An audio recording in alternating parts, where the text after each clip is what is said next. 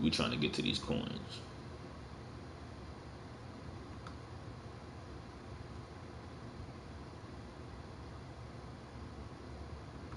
We're trying to get to these coins, bro.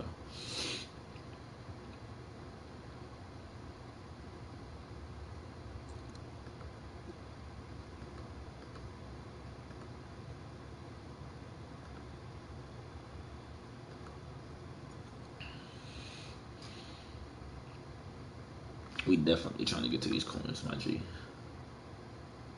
So what we gonna do is we're gonna do this. We're gonna do this.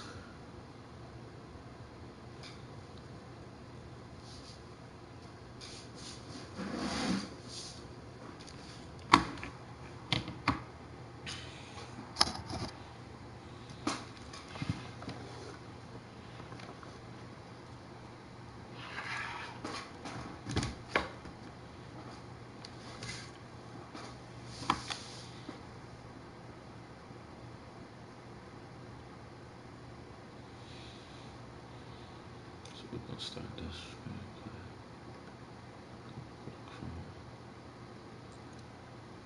Share.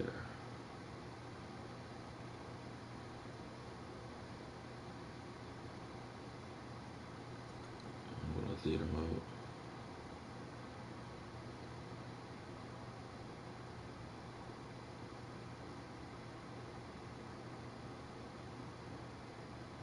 We live.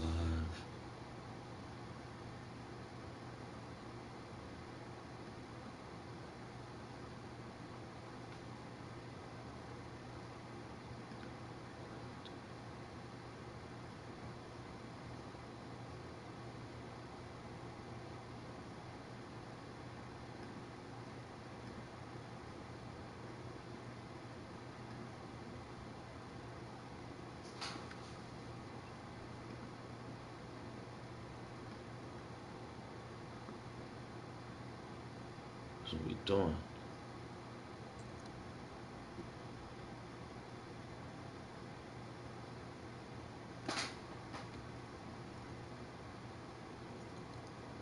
Get this shit smelling.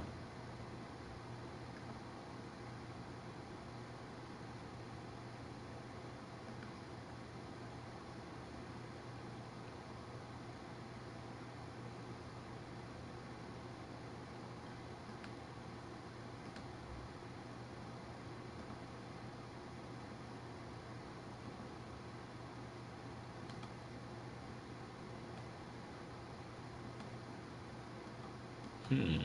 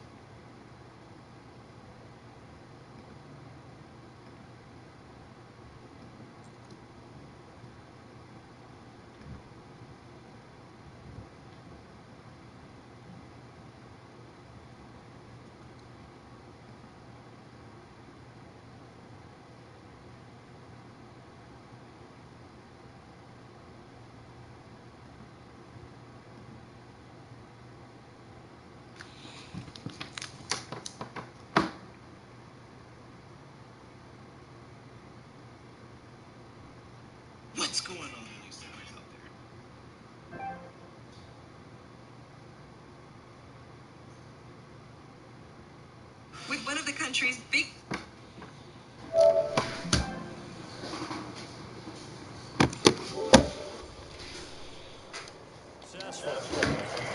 Guess you weren't getting my text messages. What I'm telling you, I missed you and I loved you.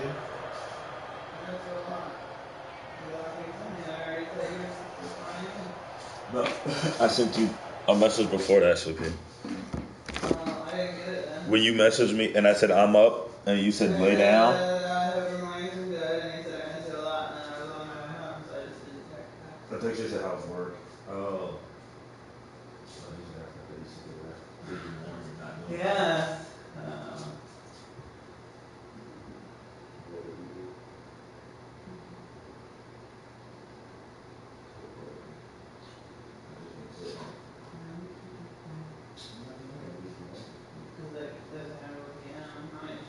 Two?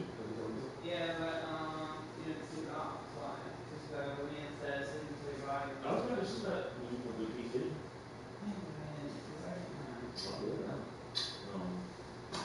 I have to go to the gym sometime whenever CJ texts and sign the paperwork. Good. Like anything whatever. What is the paperwork for? Divorce. Oh, okay. Yeah.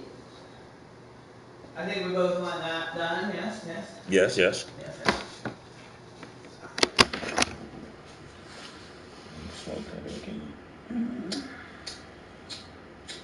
Watch some hockey. You need to do it after the gym because if not, I'm not gonna want to go. The other thing. Yeah. If that's okay. Yeah. Please. Please. Following the touchdown, here's Elam. Don't be upset.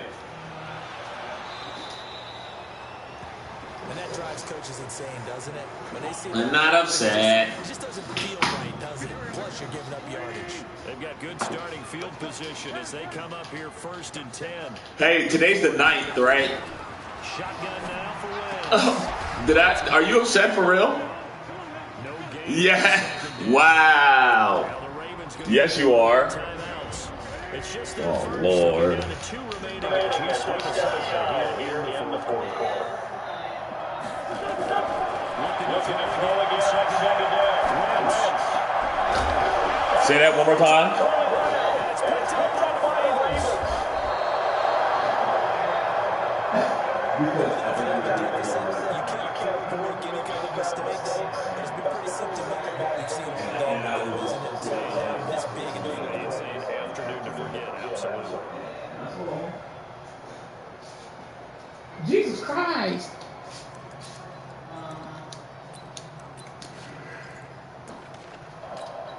And what is going on here? Are they serious?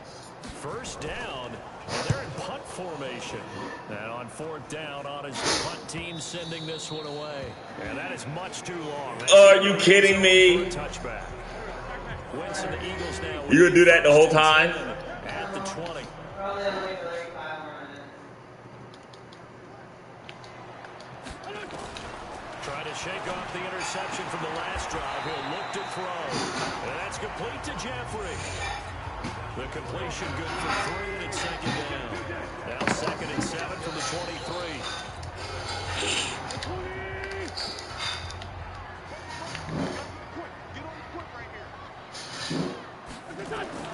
Again, it's Wentz.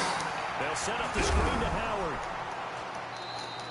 They had 3 yards on 1st down, just 1 yard there. The Eagles going to take the first of their timeouts as they'll talk it over. I wanna be the slip, word up on your lip.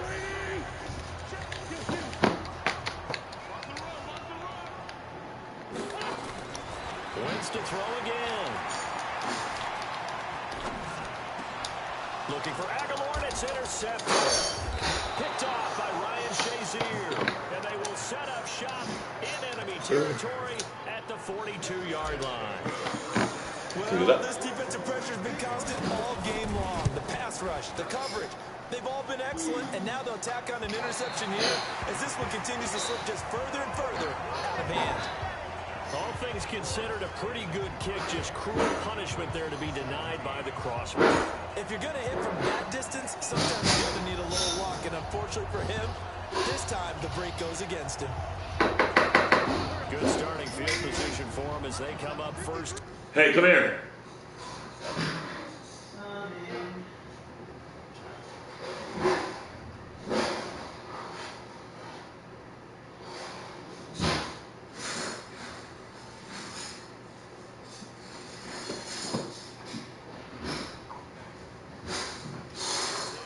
Just shy of midfield at the 49. They go back to the air here after the INT on the last drive. That's caught by Jackson. That throw good for 4. It's second down. Throwing again on second down. Clear for that. And that's going to be incomplete. A lot of contact, no call, and it's third down. So y'all didn't do nothing the whole time. Just sat there. And they're just a little over 100 Nah, yards hit the whole thing. Don't wipe the side. Hit the whole thing. That's what I mean. Like, I packed you a small one so that way you don't have to keep hitting it and doing that.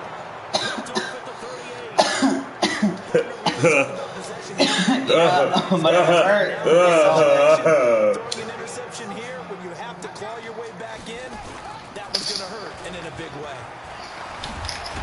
And getting this just shy of midfield, they'll spot it at the 49. 12 yards to pick up there. Good for a Raven first.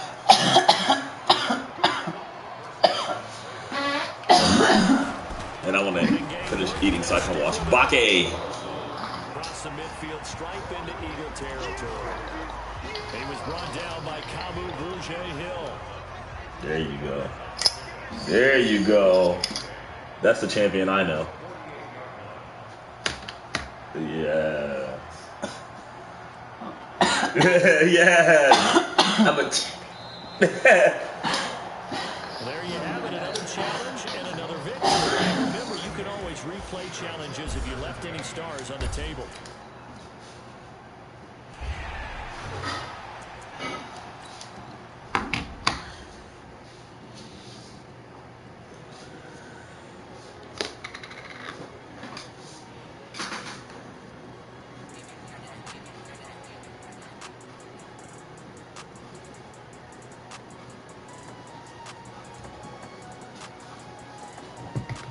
I don't wanna be on the ground when the time flies.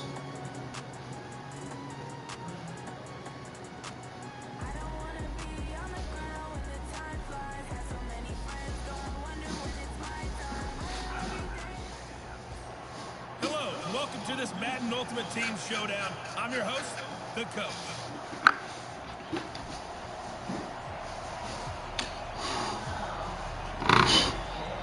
Huh? What? Out is the kickoff unit as they run up and send this. Run the eggs? And wow, the fair catch was 6. Yeah, because of the bacon you cooked last night. The 5-yard line. And now the Ravens set to go on 1st and 10.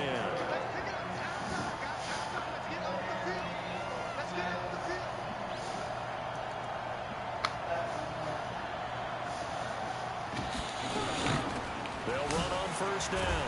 Peyton able to make one man miss, but he will be corralled around the 10-yard line. The game's first play produces 6 yards, brings up 2nd down.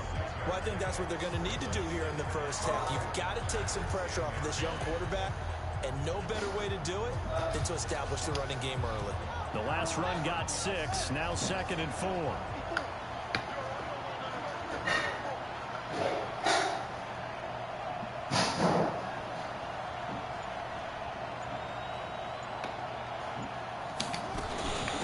They'll run it now out of the gun. 6 yards to pick up, and that's a 1st down. Well, he does it at a high level, doesn't he? Because when I watch him, I think of his vision. Straight ahead, peripheral. Also has that sense of where holes are going to be before they actually open. I think that helps set him apart from many of the other backs in the league. On 1st down, Peyton. It's a pickup.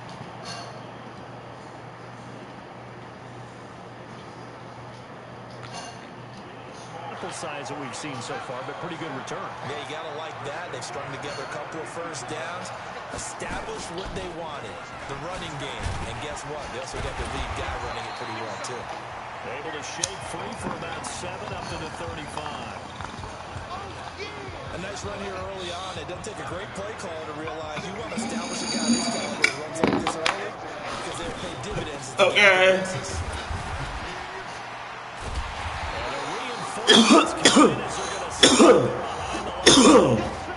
That backs him up 1 yard and brings up third down. On third down, Peyton. And he will be very close to a first down, but I see the closed fist of the referee, and that means fourth down. Now the Ravens going to use one of their timeouts. They'll have 2 remaining as we step aside here in this second quarter. And in their own territory, needing only a few inches, they're going to line up to go for this thing on fourth down. To throws Jackson. And an alley to run. And they bring him to the ground just shy of midfield. A nifty bit of scrambling there. 12 yards, first down. Not sure I agree with the decision to go for it, but I definitely agree with his decision to run it. He picked up that big first down. I think he let his head coach off the hook. That's what I was just going to say. If there's anybody more happy than the quarterback picking it up, it's the coach that saw him pick it up.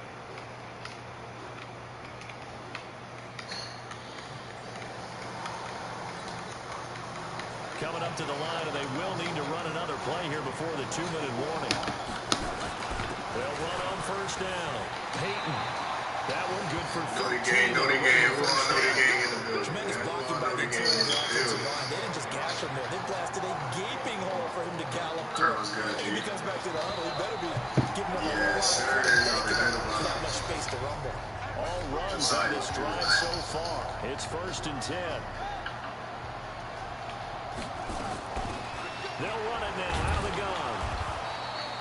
A gain of 3, second down. I think you mentioned in the opening drive that these guys needed to establish the run, protect the young QB. Actually broke that down, believe it or not. So how would you assess that? I'm kind of touched that you actually wrote something like that down. I appreciate that, partner. But I do think they've been able to do that. Maybe not as effectively as they wanted to, but I think we'll see more of as this game goes along because they want to continue to take care of that young QB. He didn't even try to signal for a timeout, so they must have not been aware of the numbers. I think he lost track of the time left in the play clock and probably was trying to read the defense and try to figure out which play to run and just lost track, and it cost him. Just a couple on the pickup there, and now it's third down. They'll try to capitalize on play number 11 of this opening drive. Third and goal. They'll run it now out of the gun. Yeah, this is going to depend on the spot, but it's not a very generous one. He looks to be about a yard or so short.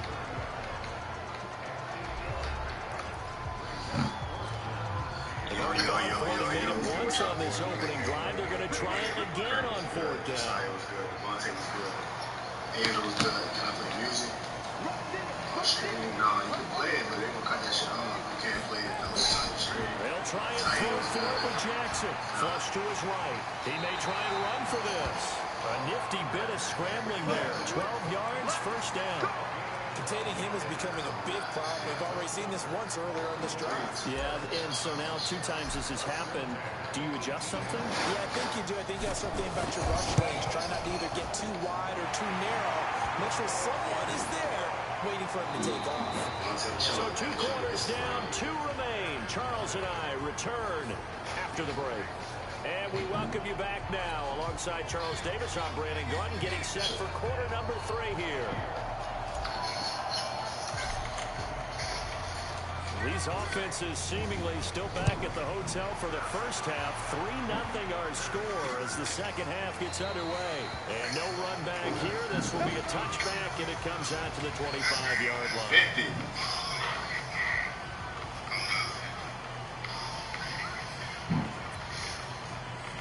Lucky we got it back.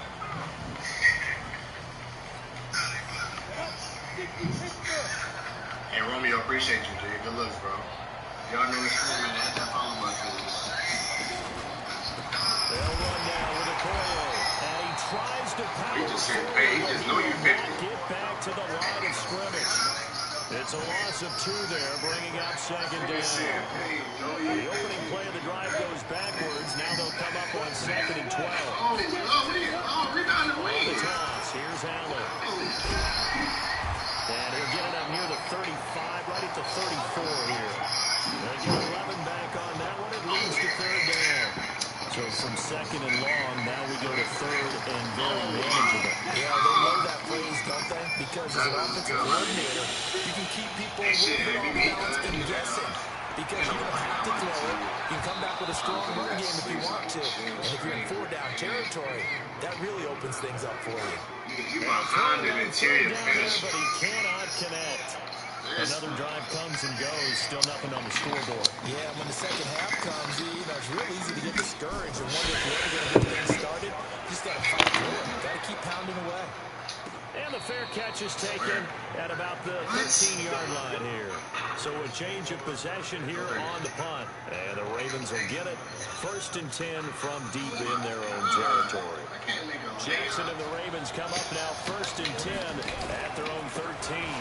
On 1st down, Peyton. And he takes us across the 15 to the 17. It's a pickup of 4, and it'll bring up 2nd down. I call that play a success. A nice inside run sets up a very manageable 2nd down. A very solid gain on that play.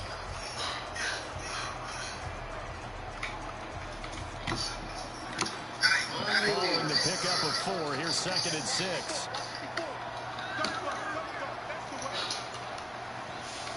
That's bullshit, bro. Good shit. This Trayvon. ISO. You a two-way, my nigga. About his 18-yard line. Call it a gain of a yard. It's going to bring Fucking up 3rd. God, bro. He got right here beside you. He ain't gonna shoot a contested fucking shot for the two-way slash. Hey. Escaping the pressure right. Throwing the out route incomplete. It's Gonzalez. 16 yards on that one and a Raven first. Sometimes it's design, and sometimes you just have to know when to leave the pocket and move and make something happen. On that play, he's able to get on the run and was still accurate throwing the football. They'll run on 1st down. Peyton. And he went nowhere. Well, he went backwards. Back to the 33. That's going to go as a loss of 1 on 1st down. But we just saw a great example of what we talked about with his coach prior to the game. He's definitely one of the better linebackers at reading the play and flowing to make the stop before it turns into something big.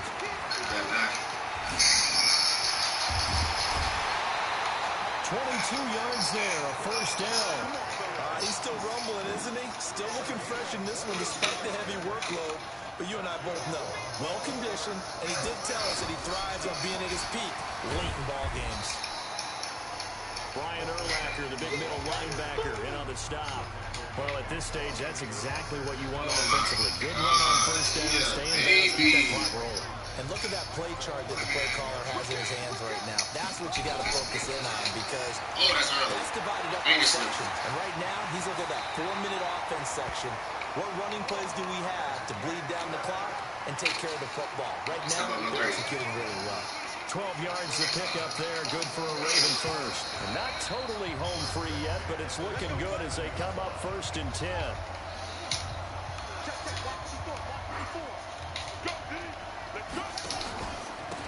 Now a handoff here to his running back. Well, I think this defense knew what was coming as he was smothered behind the line. And then you gonna leave me with the big and the pain, my nigga. Timeout taken with 1:55 remaining. That loss of 3, a rare stumble on a promising drive. Here's 2nd and 13. They'll keep it on the ground. Peyton. He gonna lie this bitch too. They'll get 4 on 2nd down, but it leaves them with 3rd and still 9 to go. And now we're going to get a timeout defensively. So another stop. 1:50 left in the football game. Play number 9 on the drive coming up. And they need 9 yards on 3rd down. They'll run it now out of the gun. And he'll be stopped here well short of the 1st down at the 24-yard line. Now the defense will burn their 3rd and final timeout as they'll head to the sideline and talk over what to do next. They're going on 4th down. It's Jackson eluding the pressure right. He can run for it, and he will. Nothing open downfield. He keeps it himself for 11 and a 1st down. Normally we're talking about a quarterback duel where they're matching each other pass for pass. How about the footwork in this from both of these guys running the ball well? Yeah, they've mixed in the run game. You're exactly right. Oh, both coaches might not like how much the quarterbacks have taken off, but another example right there of just good mobility. Hey, sit back, Sling, get in the paint. Stop guarding this nigga so fucking close up. Let's go. Come on, man. Got baby, bro. Let's get it. You can do whatever you want as long as you have the time. Okay. Yeah, whatever you do. You want to take the time, baby. So that'll back them up 5. Now the Baltimore offense heading back out onto the field. And with the defense out of timeouts, powerless to stop the clock, this should just be a couple of kneel downs. The delay of game backs them up 5, 1st and 15.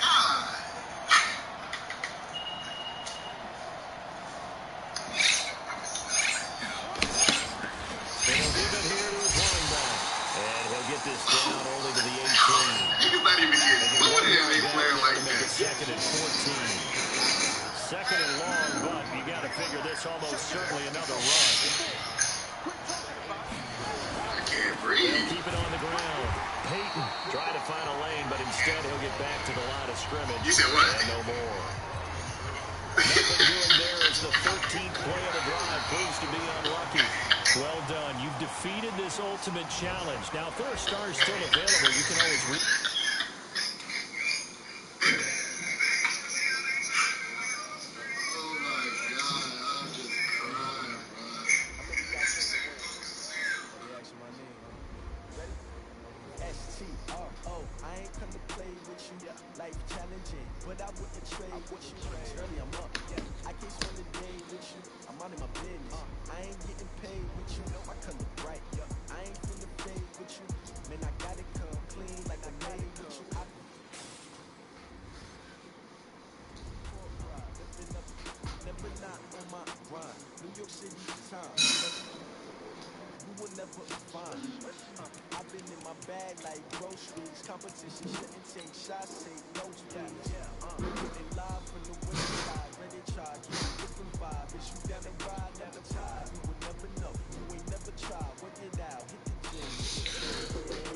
Yo, I need that. Big chips, man. I need that. Hustle hard.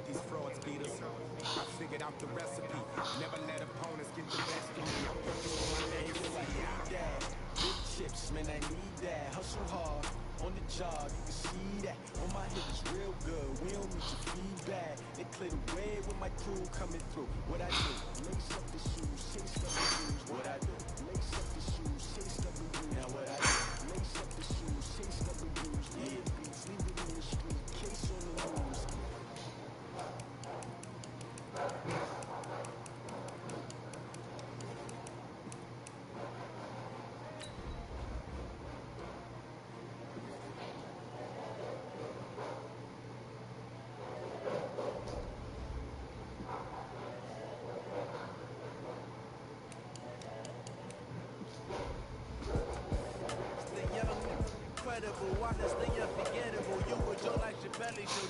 It's so perennial. This is for my millennials. I be murdering any flow. I just had to let you know. It's the young, incredible, honestly unforgettable. You were Joe like Chappelle show. It's so perennial. Do this for my millennials. I be murdering any flow. Yeah. I just had to let you know. Yeah. Give me that work and I can sell it. I put it on the line like I ain't selfish, nah. The story flip if I let you tell it. Put my heart in so. I ain't never faking, I'm the realest since Tupac in the prison, claiming his innocence. Currently, I'm the greatest rapper in a sense. With any currency, I'm still guaranteed my wins. This is coming from within, I stuff for real, I don't pretend. When the OG spilling knowledge, bet it's best you soak in it. I'm a prophet to them scholars, got them chakras opening. Got them fixing up their octaves, now they truly focused in. seeing 2020 visions. Daily manifesting on my premonitions. The brain wise gotta make your I own see a bunch of decision. weed over there. My word is James Bond, I stay on a mission. Coming for the top position, ain't no competition, man. Pull up in the top, dismissing the opposition, ain't all that lane switching. This is what the game missing. Incredible, honestly unforgettable. You were Joe like your belly show. This so perennial, do this for my millennials. I be murdering any flow. I just had to let you know. It's the young, incredible, honestly. Hey, folks, it's the coach here. Welcome back for another exciting matchup in Madden Ultimate Team. Let's get back to Brandon and Charles for the call.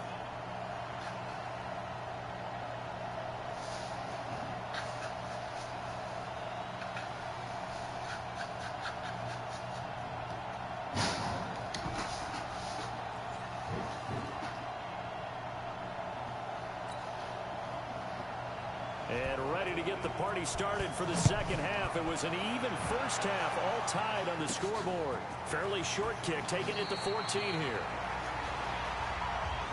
Out come the Ravens now. They'll go on offense first here in this third quarter. We have not seen much on offense from either side. These last few drives, it has been a struggle, hasn't it? Totally, and you're thinking to yourself right now, if you're on offense trying to get things figured out, okay, we self-scout every week in our game plan. How many things do we do at certain times? What are our tendencies?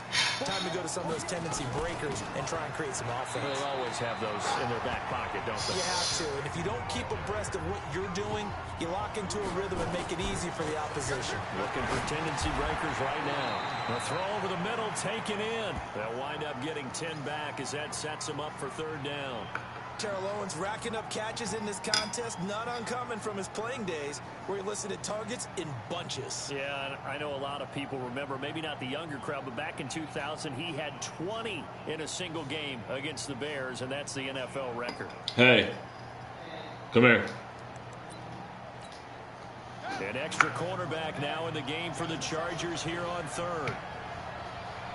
Just take it. That's just a straight hit. It's not like a one on the side. It's just a left foot. So it's not your burner. Your burner. It's a first down. Here's Jackson. He will find T.O. That's complete. And brought down, but able to get it to their 30-yard line. It's a pickup of 11 and a Baltimore first down. Rolling to his right. And this is going to be caught. He won the fight for the football. 23 yards on the play. To throw again is Jackson. And the young buck. And he'll take it into the end zone for a Ravens touchdown. Call. 7-yard touchdown grab. As his guys Do you have to call? Could not have scripted it any better. And many offenses do script their opening possession on offense. They followed that one perfectly. Took the ball right downfield and scored, giving energy not just to the offensive unit, but to their team overall.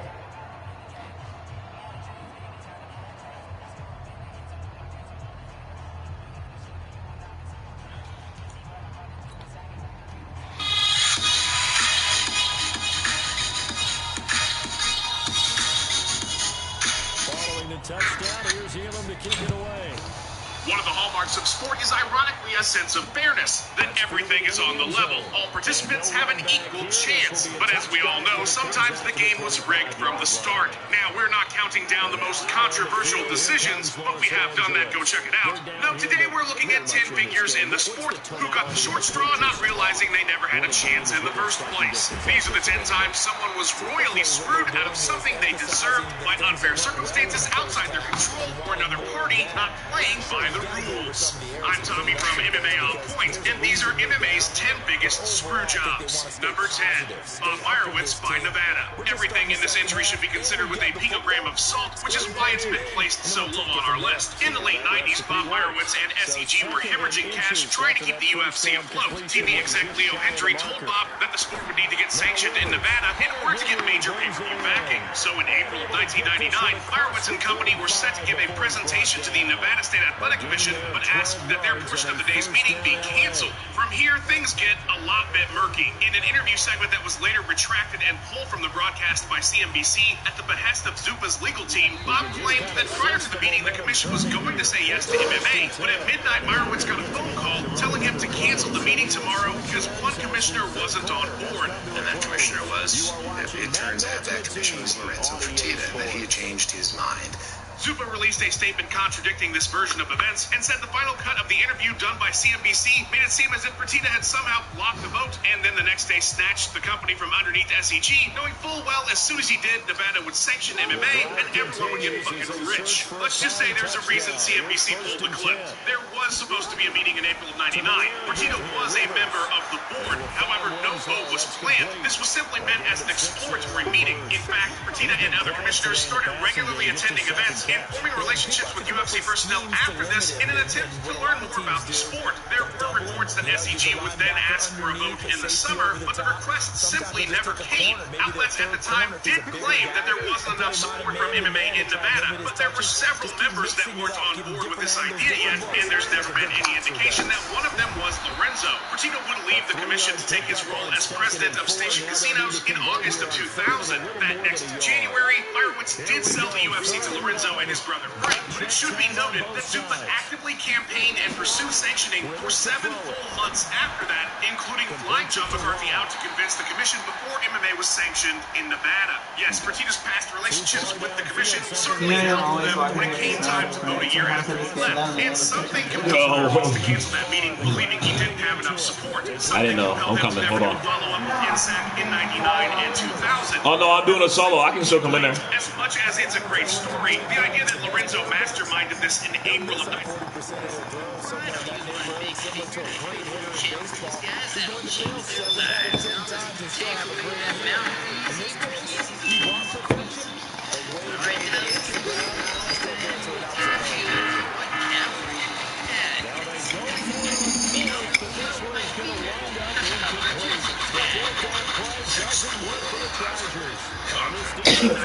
doesn't fit. That said, whatever Bob's reason for believing Nevada would say no did spell doom for the promotion, when approval most certainly would have saved it, at least for a time. Number 9, Mike Goldberg by the UFC. Loyalty means nothing these days. From 1997 through to 2016, Mike Goldberg was the voice of the UFC. There long before most fans even watched the sport. He was the staple, an institution. Goldie and Rogan were as much a part of the broadcast as the Octagon, which is why when new management WME IMG unceremoniously ousted Goldie from his 19-year commentary chair in 2016, fans cried foul. Even more so when Goldberg wasn't even allowed time for a proper send-off on his final broadcast, UFC 207. I will be friends with Mike Goldberg to the day I die. I gotta sign up. I didn't know what to do. One of those old weird videos. They didn't want to, man. According to Mike, there was no communication, no explanation. He was just done. A week later, Goldberg broke his silence and said his goodbyes via a Twitter post, which shockingly mentioned me in it. The commentator would move to Bellator that next June, where he remains today.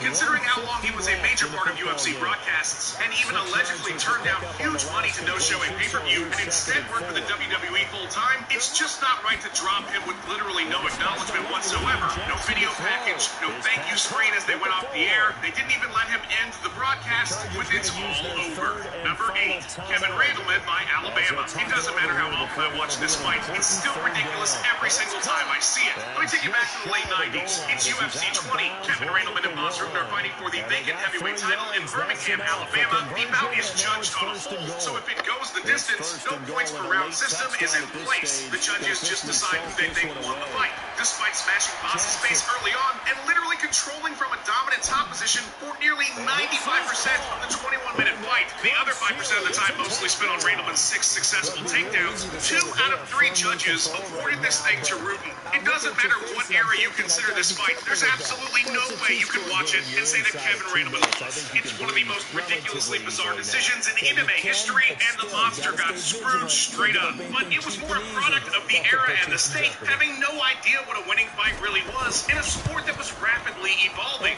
Hell, Meyerowitz said it was one of the best fights he ever saw, and that makes no sense. This went way beyond a bad decision. Now, he did win the title in his next bout against Pete Williams at UFC 23 after Boss retired and vacated, but that fight very much should have been his first defense and not his second belt. Number 7, he is called by Madden.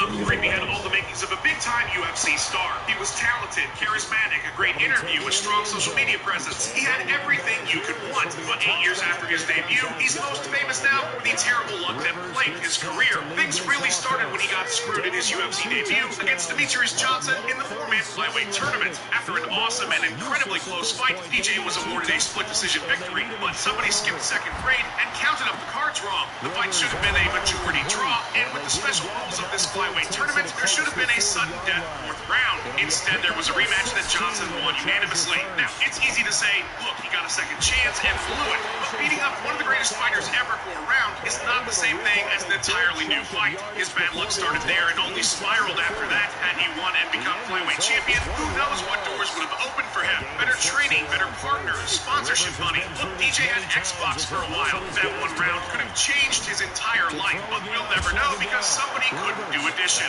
Number 6, Tom Lawler by USADA. His nickname may be filthy, but it was USADA who did him dirty. From an out-of-competition test in October 2016, Tom Lawler got hit with a 2-year ban hammer, and 2 months before his suspension was up, the UFC gave him the axe. The crime, 17 picograms of Osterine. Now, you might remember that word picogram from that time Jeff Novitzky and the UFC moved heaven and earth, and his system was so small, it couldn't possibly enhance his performance, and Jones had more than 17 picograms. What about that other word, though, Osterine? That's the drug that at least 9 fighters have been suspended for since Lawler's failure, that only received 6-month suspensions after new testing policies and findings deemed their use accidental due to the trace amounts in their systems. You know, like 17 picograms. USADA released an official "our bad" statement saying Lawler received the standard sanction at the time for his violation announced in 2017. If this case arose today, he might have been eligible for a lower sanction and would have had the ability to challenge to an independent arbitrator to determine the final consequence. I'm sure their half-assed admission of fault made up for the year and a half of his life that was taken from him.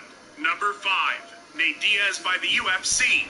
Now, I'm not saying that the Diaz brothers can't be hard to deal with, but Nate was underutilized and underpaid for a long time. If you watched our history of Nate Diaz versus the UFC, you would know that the Stockton native was getting 20 and 20 before the Conor fight. That's $20,000 to show and $20,000 if you win. The only reason he was able to negotiate more was because they needed him on short notice, and McGregor was a big star. Prior to that, despite fighting Benson Henderson for a world title, despite featuring prominently on 5 big network television Fox cards, Dana White was never convinced until UFC 196 that Nate was a quote-unquote needle mover.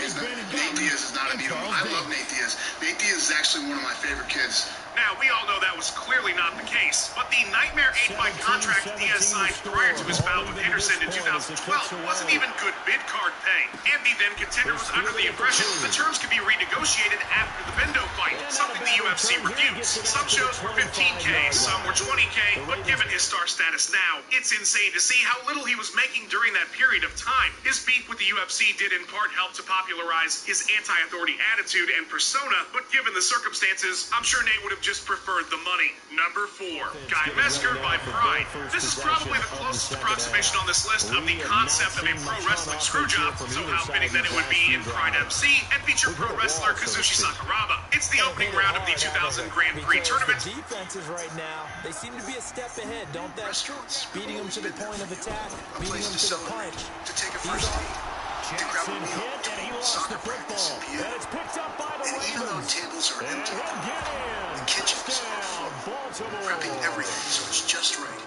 keeping customers safe, and making the food as delicious as ever. And one of the most highly anticipated and important matchups in MMA history will take place in the quarterfinals, so long as Royce Gracie and Sakuraba win tonight. Royce was taking on Nobuhiko Takada, so that was pretty much a lock, and Kazushi would face Guy Mesker, who came to Japan on 2 weeks' notice with a bum wheel. The injured guy only agreed to do the fight because he was told it would last 15 minutes and not a second more. The bout wasn't one you're going to tell your grandkids about, but anyway you cut it, Mesker was the clear winner, which is why it was super weird that all 4 judges scored the fight a draw. Even weirder when Pride officials declared that there would be an overtime round. Mesker's Lions Den brother Ken Shamrock lost his shit and ordered everybody from his team to walk. Saku was declared the winner via retirement, and that May he and Royce would have one of the most important fights in MMA history. Thanks, Pride. Sorry, Guy. Number 3, Mark Hunt by Brock Lesnar in the UFC. One of Zupa's big UFC 200 wins was the return of Viking warlord Brock Lesnar Lesnar against fan favorite Mark Hunt. The deal was cut only a month before the show, so the UFC got USADA to skirt the rules about being in the testing pool for 4 months. Don't worry, Mark, I'm sure Brock is as clean as they come. Lesnar looked good in his return, scoring a decision win over Hunto in his classic ground and pound style. But Brock and the UFC weren't done beating up on Mark. As it turned out, the Beast incarnate had failed 2 separate drug tests for estrogen blockers, once before the card and a second time the night of the event. The fight was ruled a no contest. Lesnar was fined $250,000 and suspended for a year, but he just retired and fucked off back to pro wrestling with his $2.5 million payday. Can you see me now? Hunt felt like he got hosed, even if he probably suspected Brock was on steroids, and something like this might happen for him to capitalize on. He'd spent a lifetime fighting and complaining about drug cheats. Josh Barnett, Alistair Overeem, Ben Rockwell, Bigfoot Silva. But this one was different. Lesnar had failed his test before the event, and Mark planned on getting even, requesting the UFC give him all of Brock's purse. When they were like, nah, we're good. Hunt took Lesnar, Dana White, and the UFC to civil court for racketeering, fraud, obstructing fair competition. He threw the book at them, but unfortunately for Mark, the judge threw that book in the trash. Most counts were thrown out, and a final ruling awarded Hunt absolutely no damages. I'd hate to see what his legal fees were.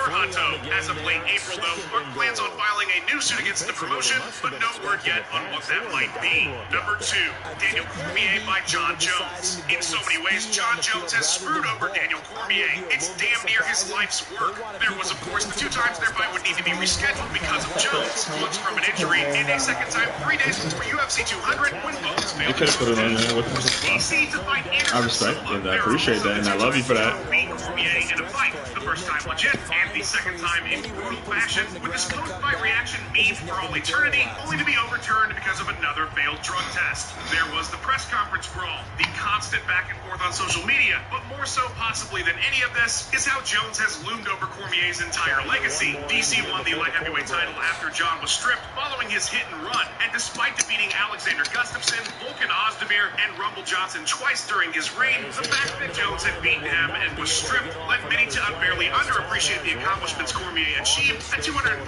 pounds. He wasn't the real champ. In any other era, DC would be the top dog, and while he's carved his place into heavyweight history, he'll forever be compared to his most bitter rival.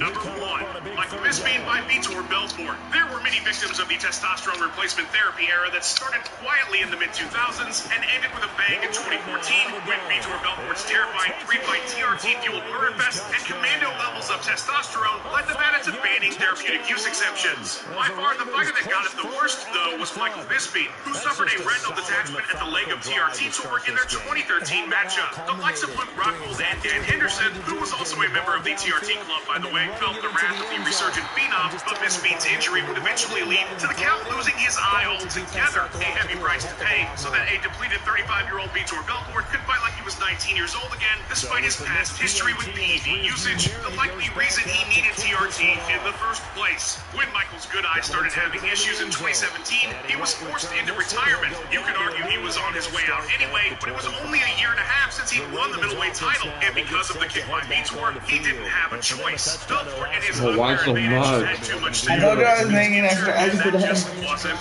right. Huge shout out to the pride of the West Midlands, Tom Moore, for putting his editing sorcery to work on this video. Follow him on Twitter at TomMJMoore. Thanks for watching. Please give us a like and subscribe. We've got 3 new videos or more for you every single week. Let us know what you thought of the video in the comments below. Follow on. And it's second down. Great coverage there all around. Really didn't have many options to throw the football. Very little chance that that one was going to be completed. Every receiver was locked up. Throwing again on 2nd and 10. Jackson. He was looking for Mark Ingram there. It's 3rd down. Didn't have a receiver. The sport of mixed martial arts is full of emotion. The athletes literally put their well-being at risk to test their skills and put on a show for the fans, who are sometimes incredibly brutal. The vast majority of the time, when the final horn sounds, both fighters embrace to give each other credit for a job well done, acknowledging that regardless of the outcome, there is a mutual respect, even after some of the most brutal beatings. Today's list highlights the fighters that displayed the exact opposite, the disrespectful, head-scratching, and at times even delusional variety to being defeated. I'm Jason from MMA On Point, and these are the 10 sorest losers in MMA history. Number 10, Tiki Gosen calls Lawler overrated. Back at UFC 40, a young and then undefeated Robbie Lawler took on the kickboxing and submission fighting expert Tiki Gosen, who you might actually recognize from cornering a lot of famous fighters like Rampage Jackson and some fighters even still to this day. Anyhow, in the build-up to their fight, Tiki claimed that Lawler was overrated. I think he got caught up all the hype. Also going on to say that Lawler would finally be fighting a mirror image of himself.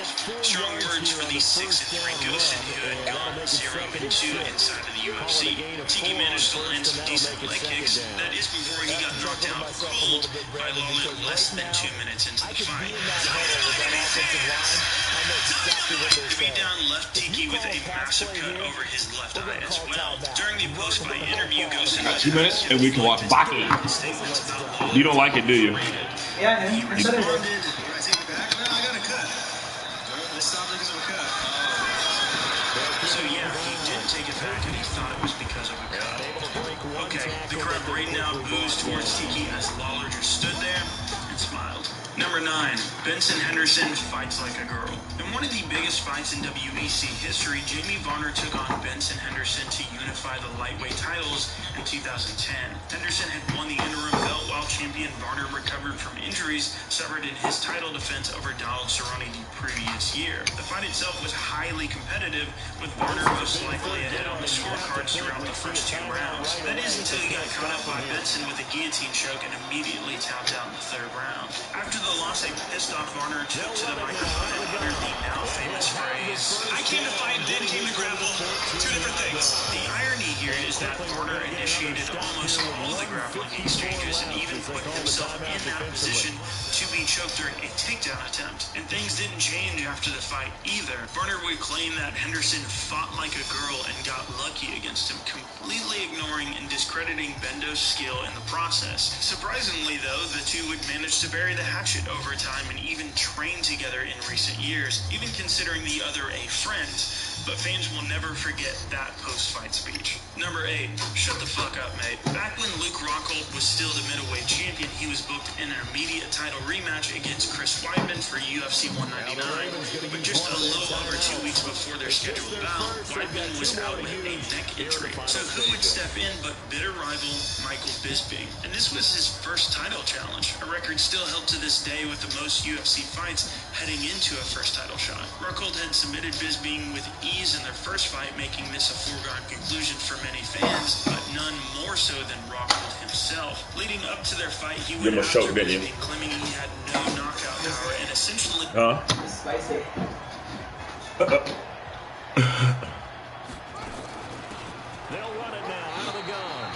It was funny. I told Bella the other day I drank out your flask and she put that shit down so fast. I know that was great. And I lied. Didn't even touch it. I know. That's what I thought was funny. 3 yards on that last carry. I wish we had some OJ. Do we have any milk? Alright, a little bit. Never mind. You probably need that for cooking. And here we get it down to the 7th. Ravens going to use their 3rd and final timeout as they'll talk it over here before what will be an important 3rd down.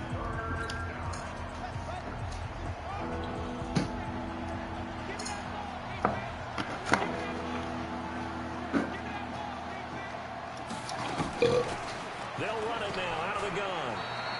Give them a gain of 4, able to convert, and that sets up 1st and goal now. I think there's a fatigue factor that's kicking in. You know the will is still strong, but I'm so full. Bend it just a little bit, don't you? Yeah, absolutely. It's looked that way. We'll see if they can continue this already strong drive.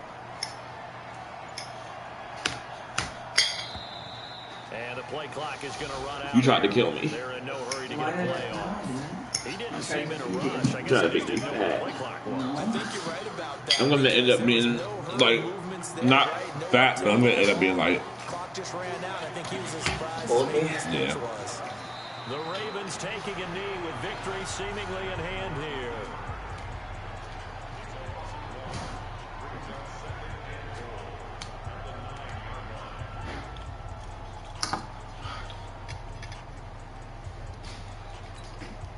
Now from the 9, here's 2nd and goal. And to give this time to the tailback. And he will maneuver his way down to about the 7. It's a pickup of 3, but still a little work to do on 3rd and goal. This has been a long drive. You got to figure a field goal would be a letdown. Can they convert now on 3rd and goal? All right, you did it. You got the win. Congratulations. Keep that momentum going and tackle that next challenge. All right. Let's watch Baki.